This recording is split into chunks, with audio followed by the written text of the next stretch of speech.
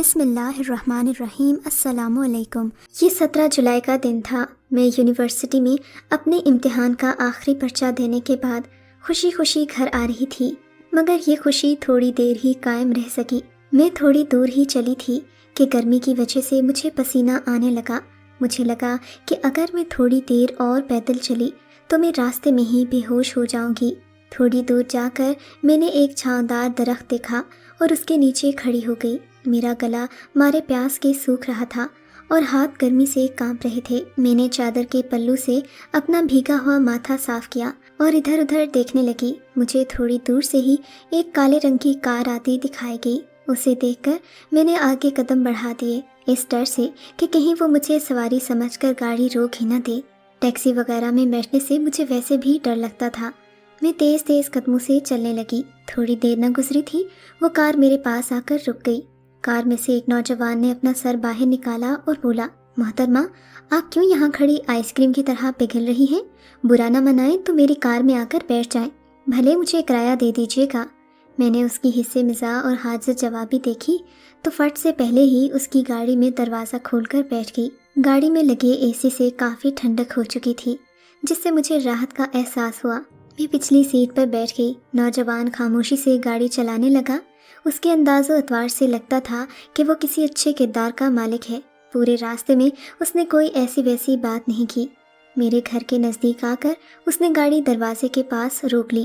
میں نے دروازہ کھولنا چاہا تو وہ لاک تھا۔ اس نے خود ہی گاڑی سے اتر کر دروازہ کھولا اور میرے آگے کھڑا ہو گیا۔ اس کا لہجہ انتہائی شریر تھا۔ چہکتے ہوئے بولا، محترمہ، آپ گاڑی میں آنے کا کرایہ نہیں ادا کریں گی؟ میں ویسے ہی غریب ہوں، آپ کم از کم مجھے پیٹرول کے پیسے تو دے دیں۔ اس نے مصنوعی بے چارگی سے کہا تو مجھے اس پر ہنسی آ گئی، مگر پھر بھی میں اس کا کوئی احسان نہیں لینا چاہتی تھی۔ میں نے پیسوں والا بٹوا نکالا اور پیسے نکالنے ہی لگی تھی کہ اتنے میں میرے گھر کا دروازہ کھلا اور ابو کی آواز آئی، ہاں ہاں نیک بخت، جا رہا ہوں، ویسے بھی اس گرمی میں اس سے پیدل نہیں آیا جائے گا۔ ابو کی آواز سنتے ہی میں سخت بوکھلاہٹ کا شکار ہو گئی۔ حالانکہ ابو نے کبھی مجھ پر سختی نہیں کی تھی، مگر کہتے ہیں دل چور ہو تو انسان کو ہر بات محسوس ہوتی ہے۔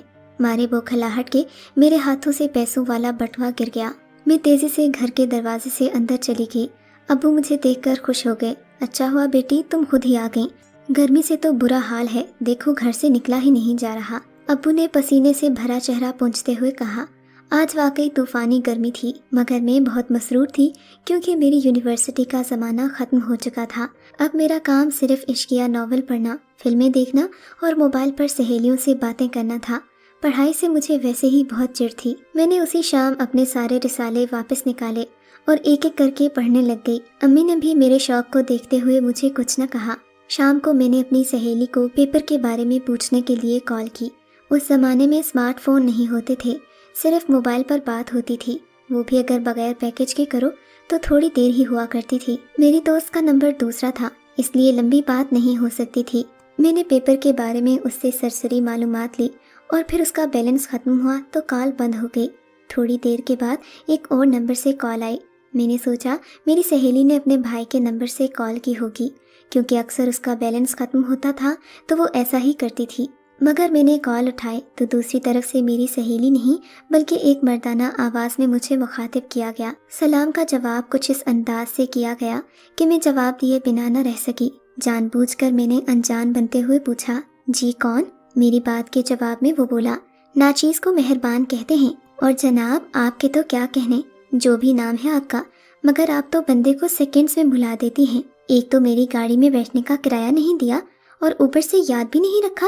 اس نے ایک ہی سانس میں سبھی باتیں کر ڈالیں۔ میں نے اس کا شکوہ سنا تو کہا، مہربان صاحب، میرا بٹوا آپ کی کار کے ساتھ ہی گر گیا تھا، کیا آپ نے اٹھایا نہیں؟ میں نے فکر مندی سے کہا، ارے جناب اٹھا لیا تھا، اسی میں سے سم کارڈ نکلا تو میں نے آپ کو کال کر دی۔ اس نے بھی پر اعتماد انداز میں بتایا تو میں نے اطمینان کا سانس لیا۔ اس نے بٹوا واپس کرنے کا کہا تو میں نے کہا، رہنے دو، میری نشانی رکھ لو۔ یہ کہہ کر میں نے مسکراتے ہوئے کال بند کر دی۔ یوں یہ مختصر سی بات 20 منٹ کے دورانیے پر چلی گئی۔ میں کال بند کر کے عجیب سے احساس میں گرفتار ہو چکی تھی۔ دل و دماغ میں مہربان علی کی آواز گونج رہی تھی۔ میں گھبراہٹ میں چھت پر چلی گئی، حالانکہ باہر سخت گرمی تھی۔ میں چھت سے دور واقع پہاڑوں کو دیکھتی رہی اور مہربان علی کے بارے میں سوچتی رہی۔ खुदा जाने वो मुझे इस कदर अच्छा क्यों लगने लगा था। ना चाहते हुए भी मैं उसके बारे में सोचने लगी। खैर वो दिन यूं ही उसके हसीन ख्यालों में सपने बुनते गुजर गया। सुबह उठते ही उसने मुझे कॉल की और इंतहाई शाइस्ता अंदाज में मुझे सुबह बखैर कहा। खुशकिस्मती से मुझे बात करते हुए किसी ने नहीं देखा। यूं बातों का एक सिलसिला चल पड़ा।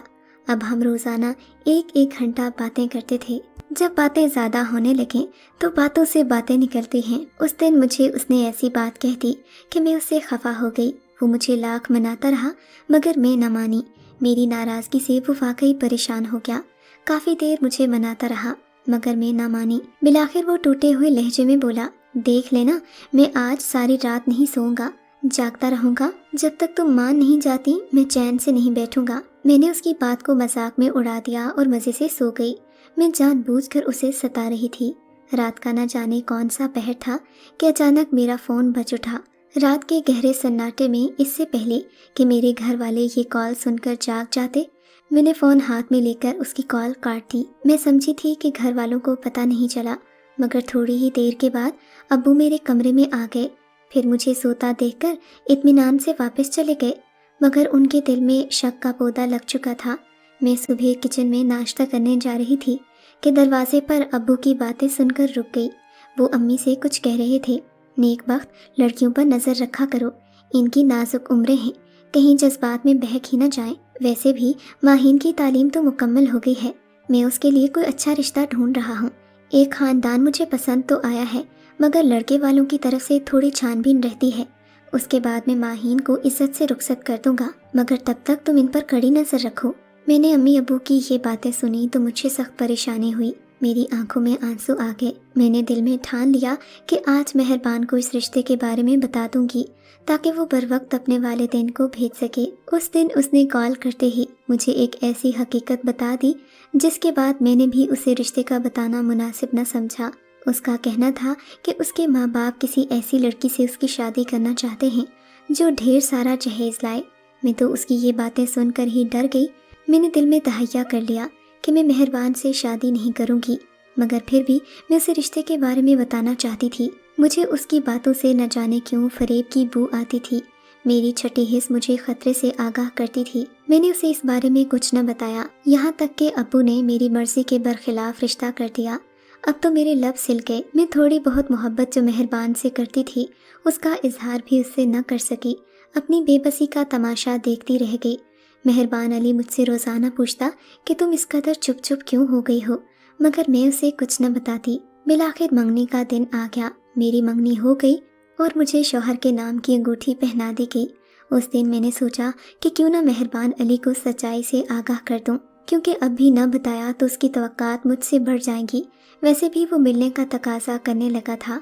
उस दिन मैंने मेहरबान को साफ साफ बता दिया कि मैं किसी और से मंसूब हो चुकी हूँ। मेरी बात सुनते ही वो फट पड़ा। तवक्कुह के बरखिलाफ उसने मुझे गाली गलौज से नवाजा, खूब बुरा भला कहा और फिर गुस्से से फ़ोन बंद कर दिया। मेहरबान का ये रवैया देखकर मैं हैरान रह गई।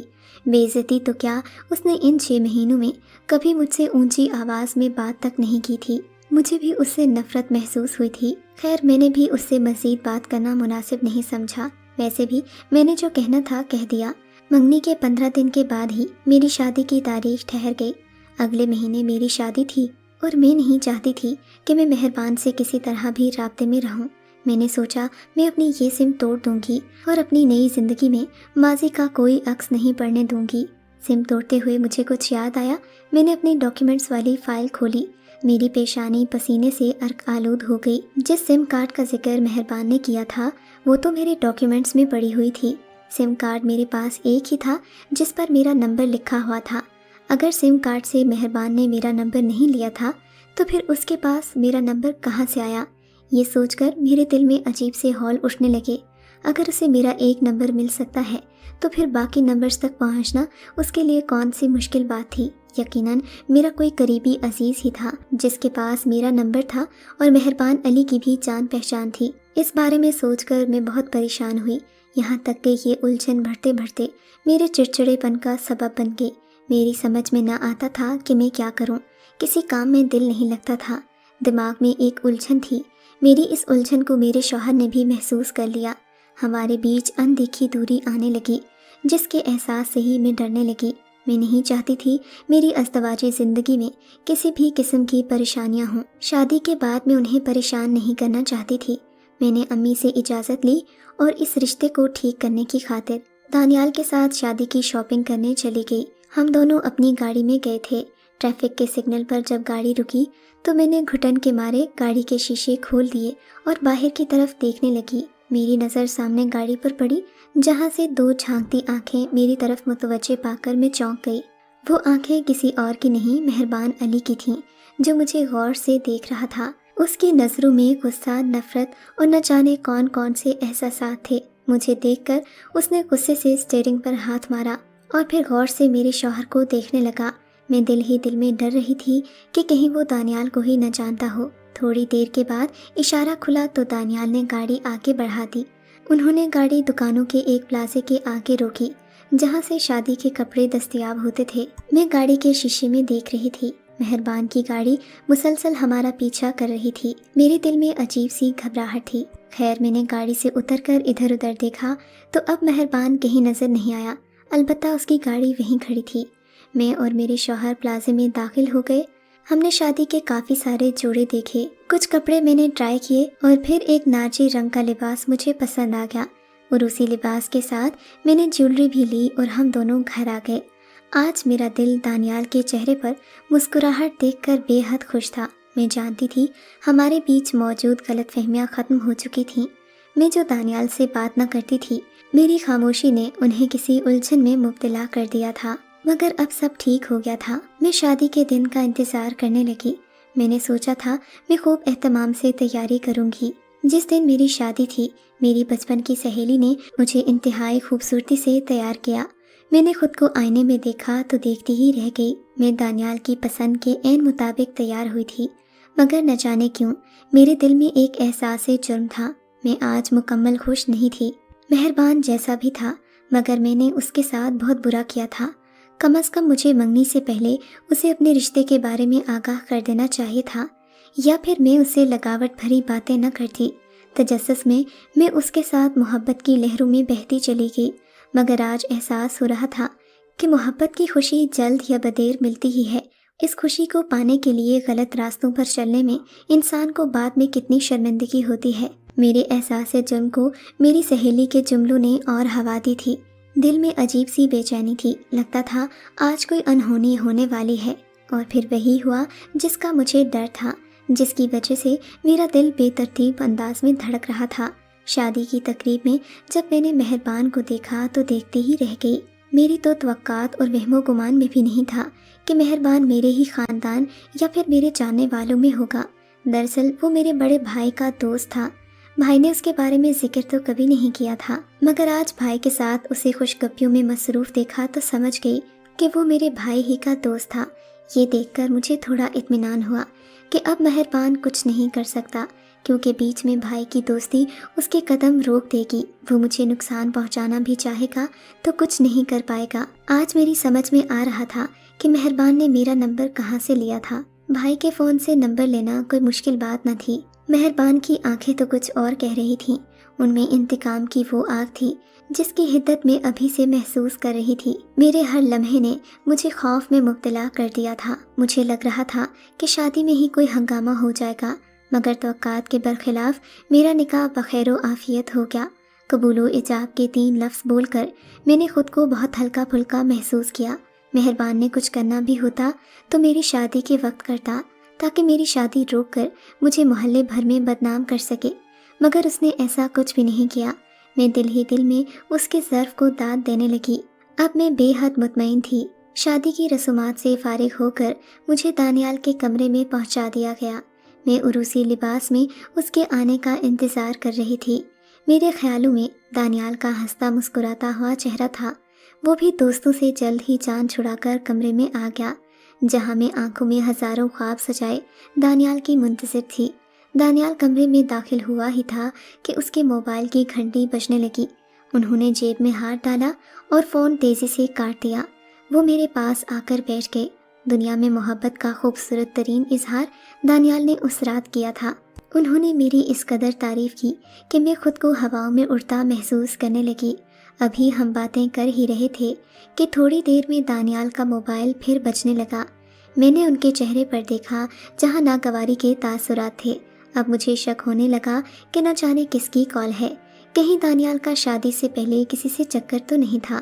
بالآخر دانیال نے تنگ آ کر کال اٹینڈ ہی کر لی۔ فون سنتے ہی ان کے چہرے کا رنگ بدلنے لگا، وہ غصے سے لال پیلے ہو گئے۔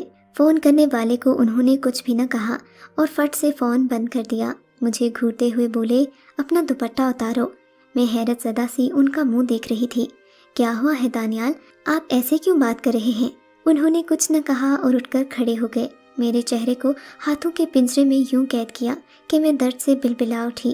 میری سمجھ میں نہ آیا کہ آخر دانیال کو ہو کیا گیا ہے۔ تھوڑی دیر کے بعد وہ مجھے رون کر غصے سے بھناتے ہوئے کمرے سے نکل گئے۔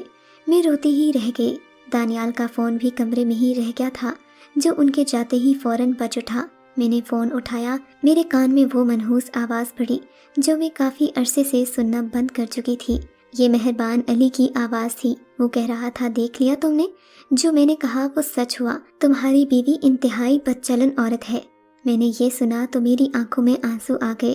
دل چاہا مہربان علی کو گریبان سے پکڑوں اور پوچھوں، میں نے کیا بے حیائی کی تھی سوائے چند محبت بھری باتوں کے؟ میں نے تم پر ایسا کیا لٹا دیا کہ تم میری بے حیائی کے قائل ہو گئے؟ میں نے فون بند کر دیا اور اس کے بعد میرے شوہر کے اور میرے بیچ میں سرمہری کی ایک ایسی دیوار قائم ہو گئی جسے میں چاہ کر بھی گرا نہ سکی۔